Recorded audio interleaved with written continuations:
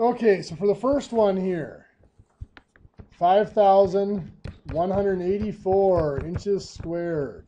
We'll put it over 1.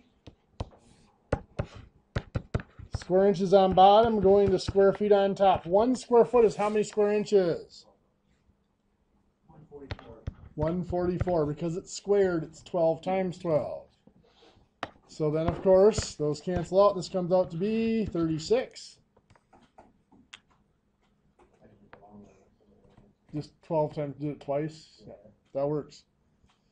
Centimeters cubed to millimeters cubed. From centimeters to millimeters is 1 spot to the right on the chart. But since it's cubed, we have to triple that. So it goes 3 spots. So this is going to be 3,200. Anybody have the first two right? First one. Okay, well, let's look at number 3. 27 cubic yards, yards cubed. So we're going to put cubic yards on bottom here, to cubic feet on top. 1 cubic yard is how many cubic feet? 27. Good. It's cubed. So it's 3 by 3 by 3. So 3 times 3 times 3 is 27. Yards cancel out. What's 27 times 27? 729.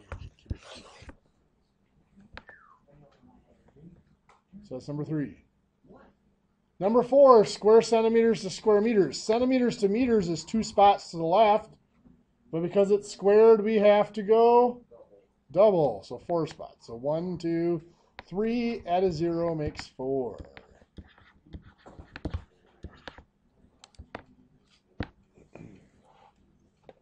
Two cubic feet into cubic inches.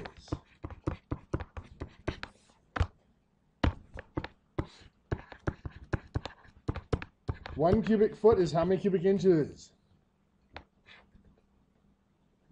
I'll give you a hint. Starts with a 1. No, that would be squared. 1,728. 12 by 12 by 12. 1,728. So 2 times 1,728 is 3,456. Questions there so far? Anybody get that one right? Yeah. Couple? So far, Number 6, acres. Couldn't remember if we'd actually mentioned this one during the lecture or not, so let's do it. 1 acre is 43,560 square feet, which means that's going to be 130,680, correct? What's that? Does that have to be like square? No, remember the squared only acts on the units, not on the numbers. Now the square to the cube changes the conversion factor, but it's not changed the original number or the result. Anybody have questions on those? Yeah? The acres one? That's the big one right there. Is 1 acre, 43,560 square feet. Just times it by the 3. Yep, see the acres cancel out and it's on top, so you're going to multiply it. If you're going from square feet to acres, of course, you'll be dividing by the 43,560. What's the backstory of An acre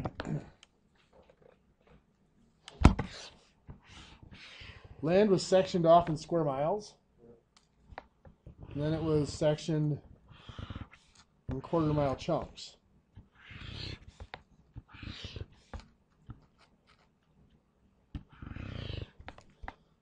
"40 acres is a quarter mile by a quarter mile."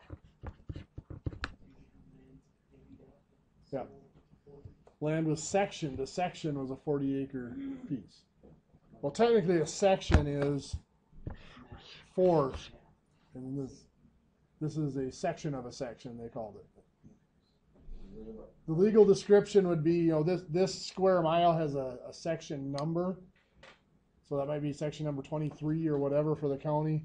and then it would be labeled as this here, like for example, this 40 here would be the southwest corner of the southwest corner. Because this is the southwest corner of these 4, and these 4 are the southwest corner of the whole square mile.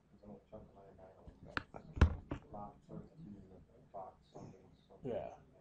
It's less than 40 acres, so they call it a lot rather than a section. Sure.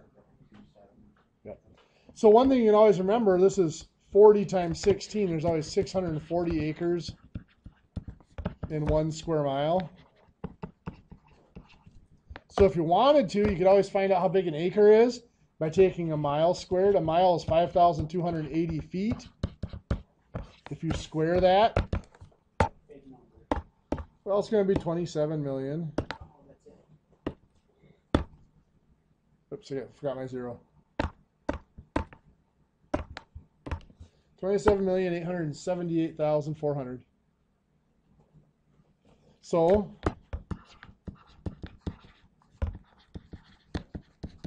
that means square feet is 1 square mile.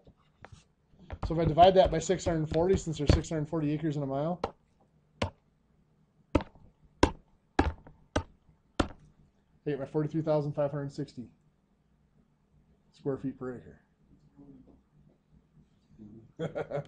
Any other questions on these? Yes, sir. Just number 3. Number 3 up here.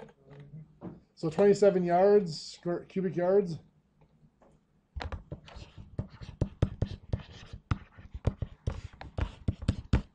Since that's cubic yards, remember, 2 different ways we can look at it. One way is you look at it as yards times yards times yards, which means to get rid of it, we've got to do this conversion factor 3 times.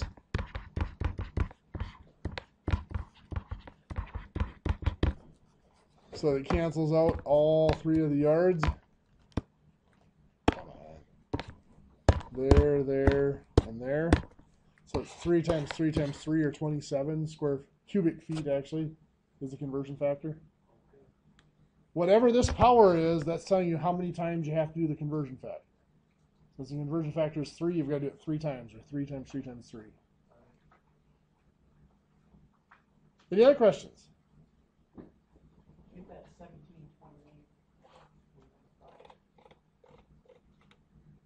1728 for number 5. Oh, 2 cubic feet into cubic inches.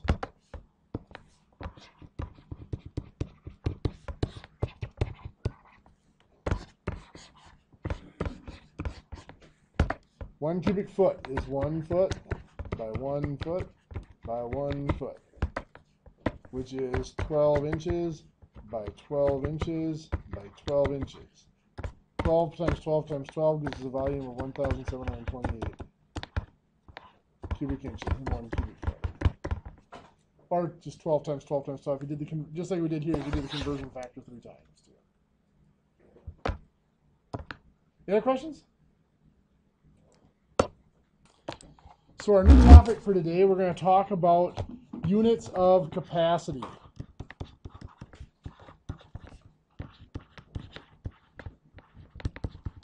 These are often mistakenly called units of volume. There is a difference between volume and capacity. Capacity is a standard size container and the amount that it holds. Volume is actually calculated from lengths. So like volume might be, 4 inches by 6 inches by 8 inches. And you do the length times width times height to get a volume. Capacity, like I said, is a standard size container. Now we're going to start out near the top for our capacities. 1 gallon is one of the largest units we use for capacity. A gallon was actually the size of the average man's hat. And I'm talking not talking like a cowboy hat, talking like a derby hat that they wore in Europe. Again, obviously not horribly standard, it varied with hat size, but that was what a gallon was. A gallon hat was what it was called. Now the term 10-gallon hat did not mean that the hat held 10 gallons. It just meant that it was a big hat, is all it was. It was just kind of a figure of speech. There's a 10-gallon hat there. What's that? Yeah. Smaller than a gallon, we have what? quarts. How many quarts in a gallon? 4. The word quart actually comes from the word quarter. It was a quarter gallon, so they just turned it into quarts. Smaller than a quart, we have, yes, a pint was a large mug, a pint mug. How many pints are in a quart? 2 pints. Smaller than a pint, we have cups. How many cups are in a pint? 2 cups in a pint. The cup originally was your cupped hand. The amount of powder, sugar, flour, whatever you could hold in your cupped hand was a cup. 2 cups? No, that's standard 16-ounce mug. You'll notice, by the way, that pint and quart, quart is abbreviated QT, pint is PT. So in some type fonts, those are very similar. Be very careful with those. I see that mixed up a lot. Smaller than a cup, we have fluid ounces. How many fluid ounces are in a cup? 8 fluid ounces. Very good. A fluid ounce is a unit of size, and a regular ounce is a unit of weight.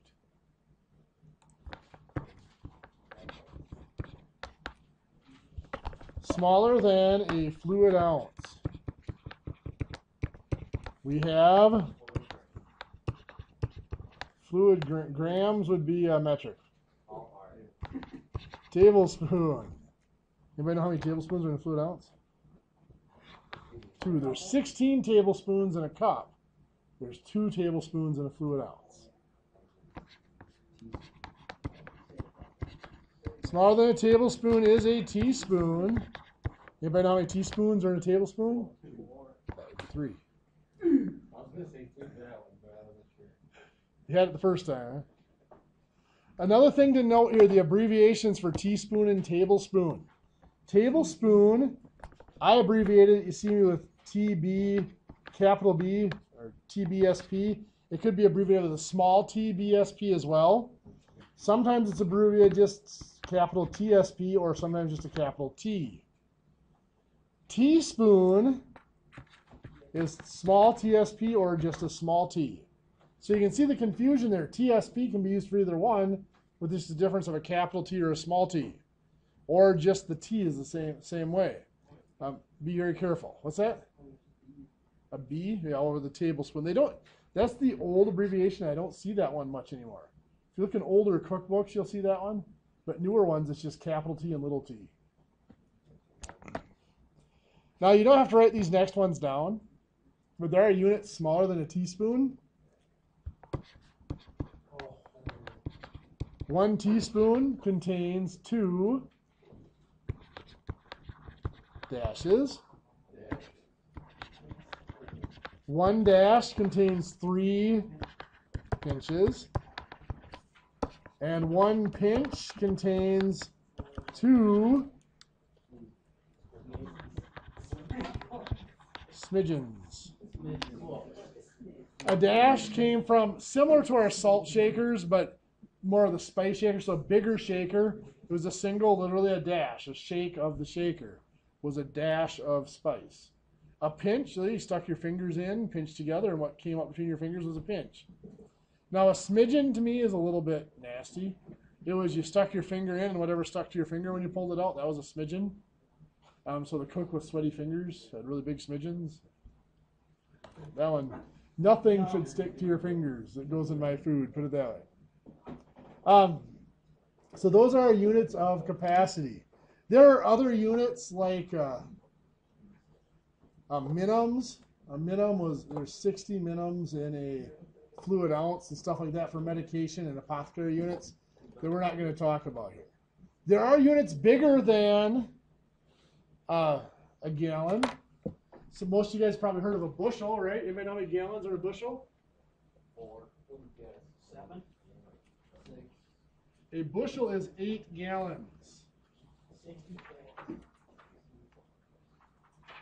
I'm trying to remember what the other one is here. I have to pull out a sheet of paper here. Yeah, 1 bushel is 8 gallons. 100 weighs just 100 pounds. You know what a hogshead is?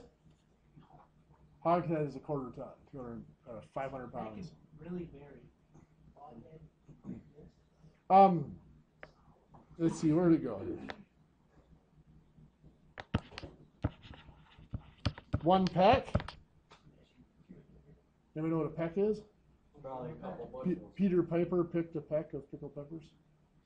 That's not horrible. 2 gallons or a quarter of a bushel. Here's one that'll interest you guys. A barrel. 55. 55 gallons is a drum. 30 gallons. You're close. 33. 31.5 gallons. Barrels are in a gallon. Less than 2. 31.5. Yeah, 31 divided by 55. Or 55 divided by 31.5. A little bit less. Now we said there's a difference. These are capacity. There's a difference between capacity and volume. Volume would be cubic inches or cubic feet. It's a really ugly translation. 1 gallon is approximately, so I shouldn't even put equal, I should put like a curvy little sign, 231 cubic inches. Now a cubic foot is obviously bigger than a gallon. Would you guys think that a 5-gallon bucket, do you think that would be bigger or smaller than a, well, 5-gallon bucket? Do you think that's bigger or smaller than a cubic foot? Small. Hey, settle down. Cody, no one asked for your money.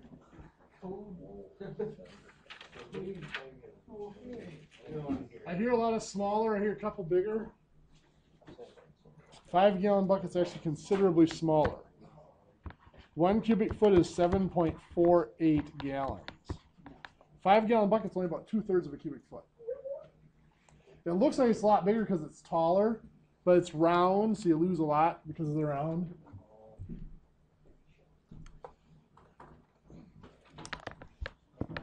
In our metric system, we have only one unit of capacity, the liter. Now, I was taught that you always abbreviated a liter with a capital L. The reason for that was, back before we had all the fancy type fonts, a lot of your type fonts, a 1 and a small l were indistinguishable. So if you have something like this, is that 41 or is that 4 liters? Well, if you use a capital L, then it was no question, that's 4 liters. So we have deciliters, centiliters, milliliters, just like we did with meters. Decaliters, hectoliters, and kiloliters. Now, just like with our other units, the main unit caught on, milliliters and kiloliters caught on. In fact, kiloliters aren't even used that much. A kiloliter is like 260 gallons, a little bit big. But liters and milliliters are used a lot. In medicine, you get down to the millionth, you got microliters that get used. We're not going to deal with those so much in here. But the conversion is just the same. If I want to go from liters to milliliters, I'm just moving that decimal point 3 spots. One of the neat things about the metric system, I told you the metric system was planned out. They had looked at all of the weaknesses that had been in the standard measuring system, like this crap here. 1 gallon is 231 cubic inches, approximately, not even exactly. And that's because they were never meant to be used together. That gallons were developed separately from inches, and at some point they adjusted the size of the gallon so that it was close to the size of 231 cubic inches. They were never designed to go together. In the metric system, they designed them to go together. 1 milliliter is defined to be a square that is or a cube, I should say, that's 1 centimeter by 1 centimeter by 1 centimeter. So 1 milliliter is literally just 1 cubic centimeter, or 1 centimeter cubed. So you can very quickly go from length dimensions into volumes to capacity. So if you wanted to, like, for example, let's say you wanted to calculate the displacement of your car. Let's say you have a cylinder that has a cylinder area. I'm just going to make this simple on myself. of 25 centimeters squared. You got a stroke length of 8 centimeters. And this is a 6-cylinder. What is the displacement of this engine? Actually, 25. Yeah, that's really small. I'm going to change this here. Make this a little more reasonable. Let's make this like 60 centimeters squared. Well, the volume of one cylinder is going to be your 60 centimeters squared times 8 centimeters, which is going to be 480 centimeters cubed. How many cylinders are there? 6. So times 6 is going to give us 2,880 centimeters cubed. Well, that would be how many milliliters?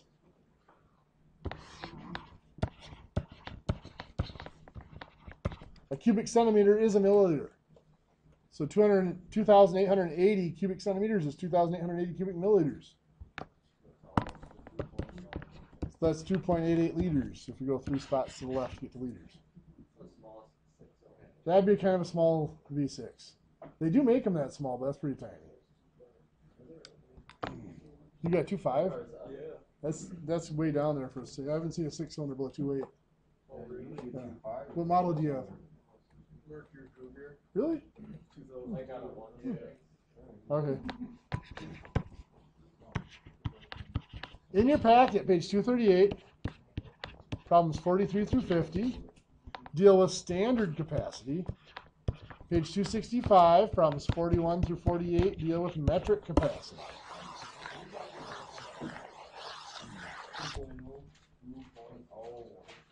Yeah, most of those are